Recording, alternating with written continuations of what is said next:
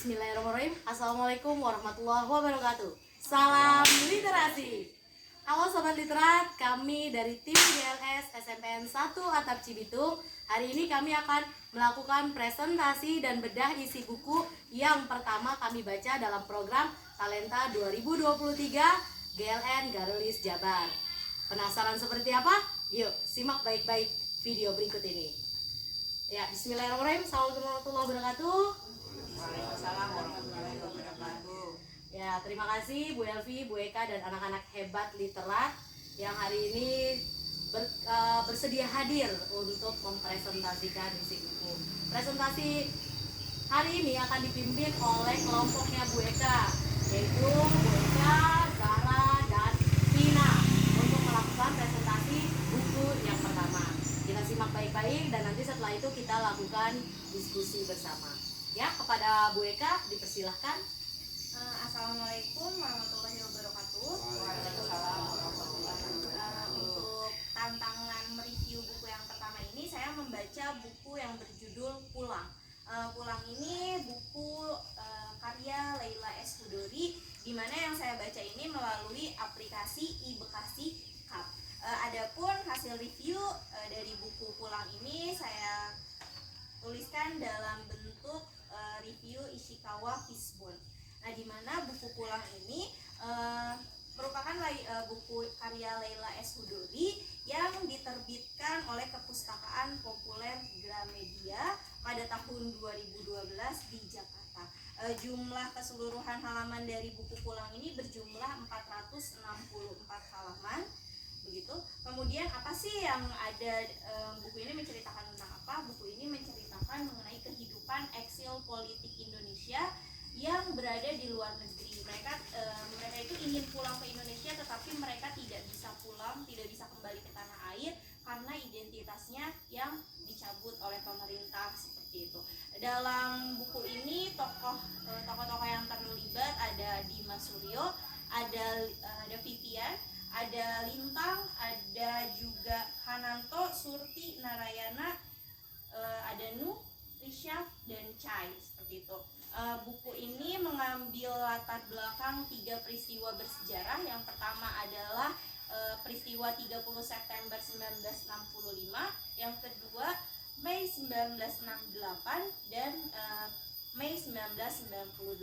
Adapun tempat dalam kisah ini yaitu ada di Paris, Prancis, dan di Jakarta, Indonesia. Jadi di buku ini menceritakan bagaimana kondisi politik Indonesia pasca 30 September 1965, di mana pada saat itu kan yang kita tahu bahwa setiap orang harus memiliki haluan politik atau haluan ideologi, seperti itu, karena pada saat itu tokoh-tokoh tersebut terlibat dalam atau memilih salah satu haluan politik, terus juga ada yang bersikap netral, tetapi mereka dicap sebagai eksil politik di Indonesia, seperti itu. Dan bagaimana sih mereka, tadi kan dijelaskan bahwa mereka berjuang, mereka ingin kembali ke tanah air. Nah, di buku ini juga diceritakan perlawanan mereka melalui tulisan-tulisan, juga perjuangan mereka untuk kembali mendapatkan visa, karena kan mereka sudah menjadi warga negara Paris pada saat itu, Prancis. Nah, mereka itu ingin mengunjungi Indonesia kembali untuk melihat keluarga-keluarganya, tetapi kan memang tidak bisa, seperti itu, karena cap sebagai eksil politik. Nah, kemudian pada saat rezim pemerintahan pada saat itu turun, akhirnya perjuangan mereka untuk kembali ke tanah air ini dapat dilakukan, meskipun pada saat itu salah satu tokoh utamanya Dimas Suryo, dia kembali ke Indonesia pada saat itu ketika dia sudah meninggal dan dimakamkan di Jakarta. Ini adalah hasil review buku pertama saya. Terima kasih. Oke, tahan dulu rasa penasaran kita. Kita habiskan dulu presentasi. Yang selanjutnya akan dipresentasikan oleh Ananda Zara. Silakan Ananda. Assalamualaikum warahmatullahi wabarakatuh. Waalaikumsalam warahmatullahi wabarakatuh. Saya Zara Puspita dari kelas 7 1 akan mempresentasikan buku yang berjudul Helen dan Sultan Sat. Ditulis oleh Didi Baik dan dirilis pada Oktober 2019, diterbitkan oleh Trepanes Dalam Publishing. Alasan saya memilih buku ini karena dari akhirnya itu menarik, kayak ada pesawat gitu deh, kayak ada asap yang gede banget tuh kayak perang-perang gitu. Nah, isi novel ini menceritakan tentang kisah pada zaman penjajahan Belanda. Ada seorang perempuan yang bernama Helen yang mempunyai garis dari keturunan Belanda yang menyukai seorang pemuda pribumi yang bernama Helen, dan akhirnya setelah beberapa waktu mereka menikah dan Helen pun hamil, tapi dia gugur karena memikirkan tentang kasihnya yang bernama Tuhan yang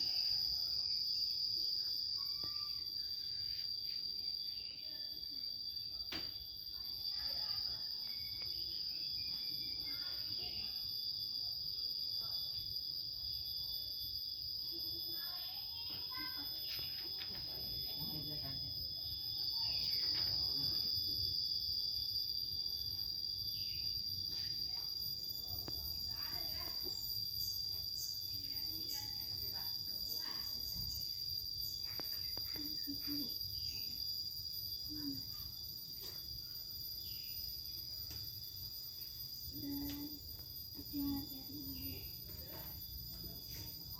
terjawab oleh Presiden. Terima kasih, kita akan bisa dengannya karena manusia tidak jauh dari kata perpisahan. Oke, ya. Selanjutnya presentasi berikutnya yaitu dari Safina Tunisa, dipersilakan Nak. Ya, Assalamualaikum warahmatullahi wabarakatuh. Waalaikumsalam warahmatullahi wabarakatuh. Perkenalkan, nama saya Safina Tunisa dari kelas D1. Jadi buku yang telah saya baca berjudul Gacaste, ditulis oleh Renate, diterbitkan oleh Galaxy Media pada tahun 2011. Kota terbitnya berasal dari kota Depok. Jumlah halamannya ada 408 halaman. Alasan saya memilih buku ini karena cover bukunya ini ada topeng-topengnya yang membuat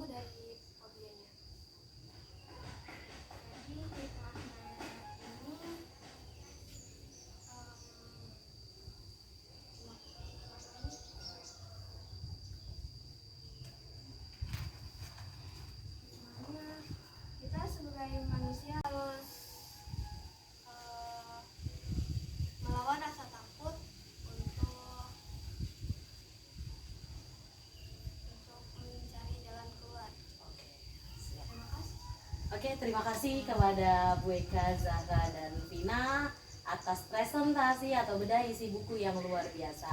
Nah, kepada para anandaku yang luar biasa, mungkin ada yang ditanyakan atau Bu Elvi, silakan. Anak-anak dulu siapa yang mau bertanya? Dipersilakan. Izinkan saya bertanya. Assalamualaikum warahmatullahi wabarakatuh. Waalaikumsalam warahmatullahi wabarakatuh. Perkenalkan, nama saya Muhammad Ali Ridho dari kelas 81. Saya ingin bertanya kepada Ananda Zahra tentang buku Helen. Saudara Zahra. Iya, saudari Zahra. Oke. Tentang buku Helen. Nah, itu kan bukunya tentang percintaan. Saya mau nanya itu direkomendasikan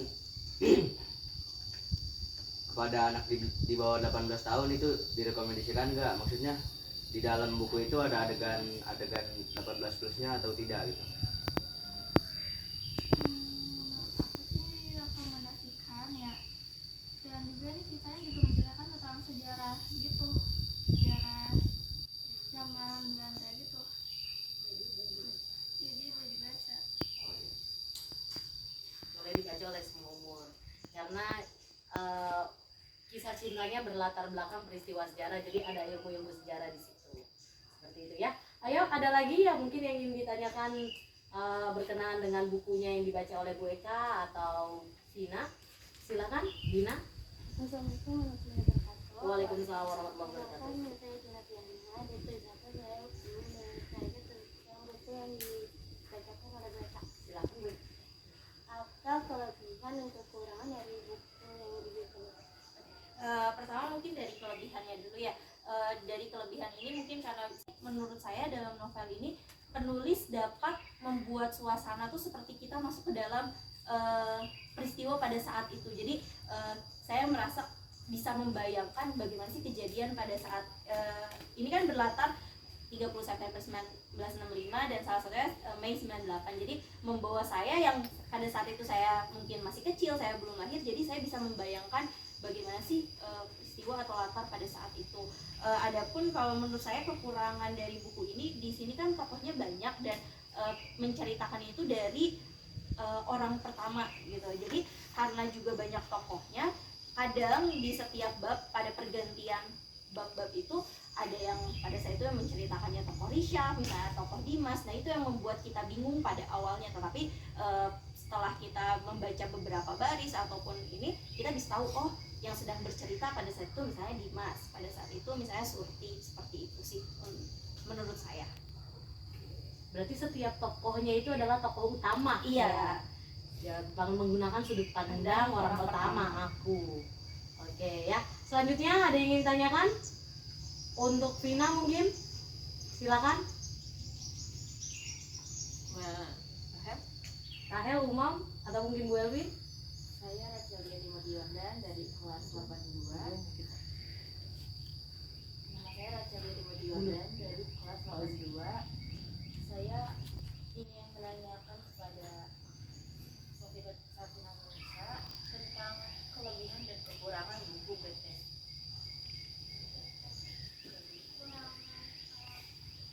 Kekurangan buku ini sih menurut aku nih kosakatanya tuh banyak yang aku nggak ngerti, banyak kayak bahasa Inggrisnya gitu, jadi perlu ditranslate dulu.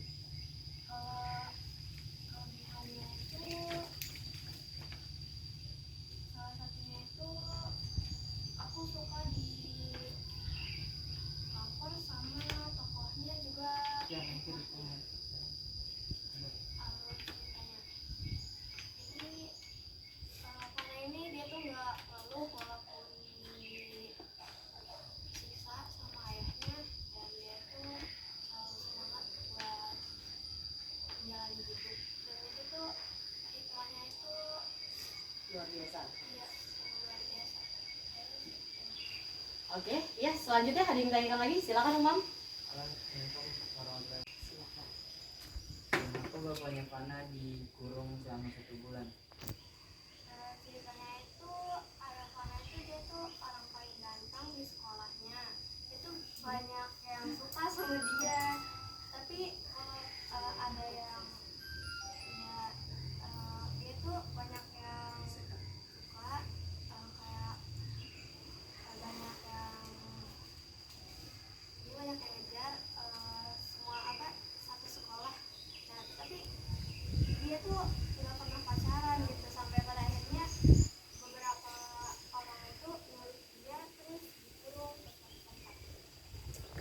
bikin dia fobia perempuan. Ya, kalau ayahnya Fana fobia perempuan. Terus bagaimana bisa ada Fana? Fana adalah perempuan.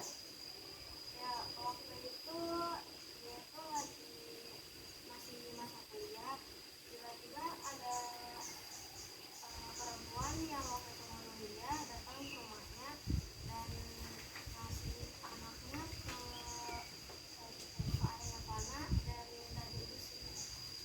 Jadi ayah Fana mau ngurus. Nggak takut fobia sama perempuan? Alasannya apa? Kenapa mau ngurus?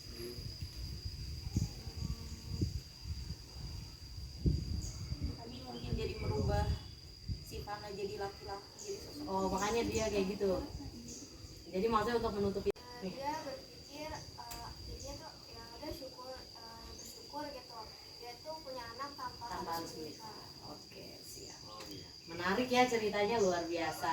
Ada lagi yang tanyakan? Ibu kali ya. Ya, silakan Bu Bu Elvi. Elvi juga mau nanya nih. Bukan menanya kali ya, mungkin lebih ke apa? Tertarik dulu nih. Ternyata kalian senang baca buku tebal-tebal ya. Luar biasa. Iya. Nih, mungkin ibu seumuran kalian kalau membaca yang tulisannya kecil-kecil kurang menarik gitu yang lihatnya. Tapi kalian sudah bisa melihat dari tadi contohnya misalnya Vina melihat dari covernya yang penasaran kok gambarnya topeng gitu kan ya.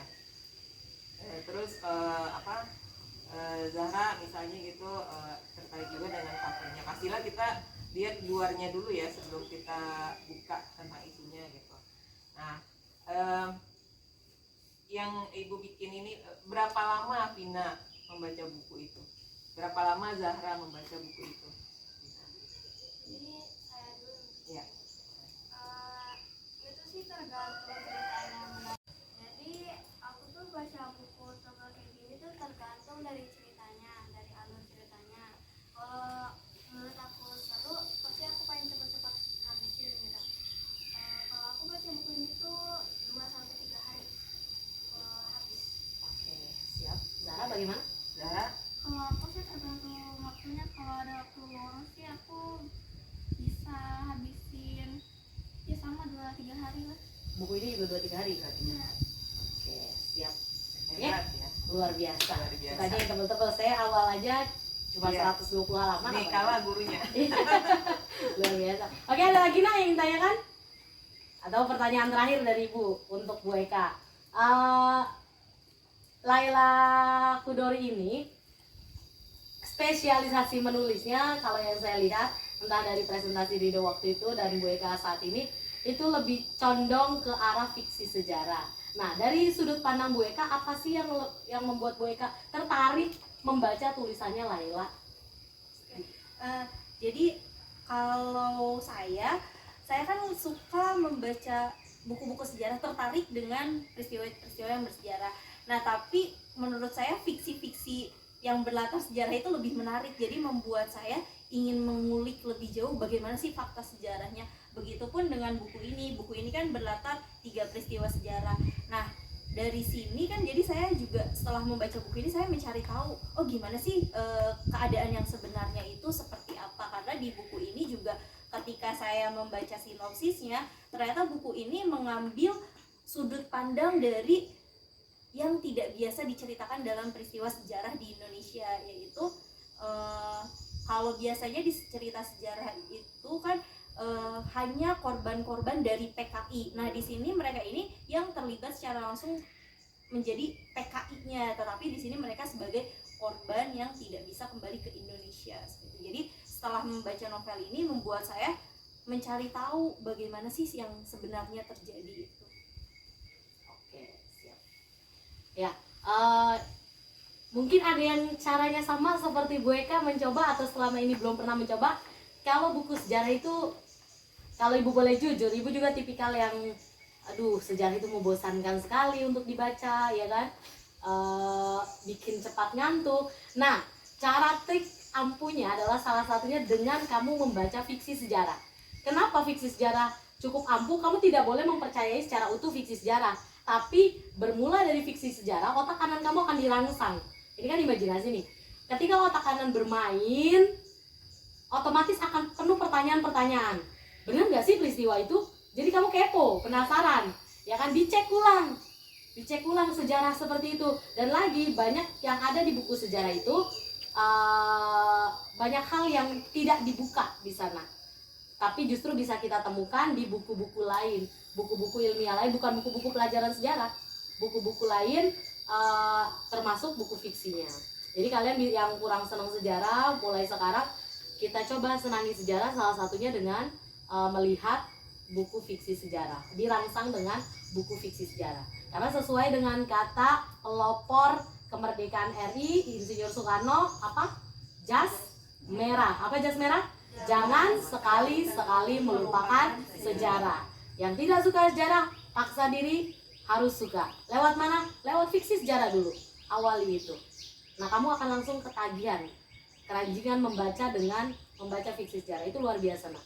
Selain nanti kamu dapat pengalaman sejarah, kamu juga ada hiburan. Itu luar biasanya fiksi sejarah. Oke? Terima kasih. Saya rasa sudah cukup ya diskusi kita hari ini. Diskusi yang sangat luar biasa. Nanti diskusi berikutnya yaitu buku kedua yang nanti kita diskusikan siapa yang akan mempresentasikan. Terima kasih banyak Bu Elvi, Bu Eka, dan anak-anak luar biasa atas waktunya. Ibu akhiri dengan salam. Wassalamualaikum warahmatullahi wabarakatuh. Nah, Sobat Literat, gimana diskusi kami kali ini? Seru bukan? Oke, jangan lupa nanti saksikan di video-video literasi kami selanjutnya.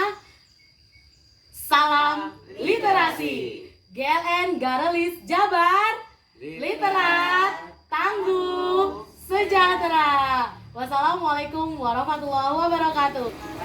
Sampai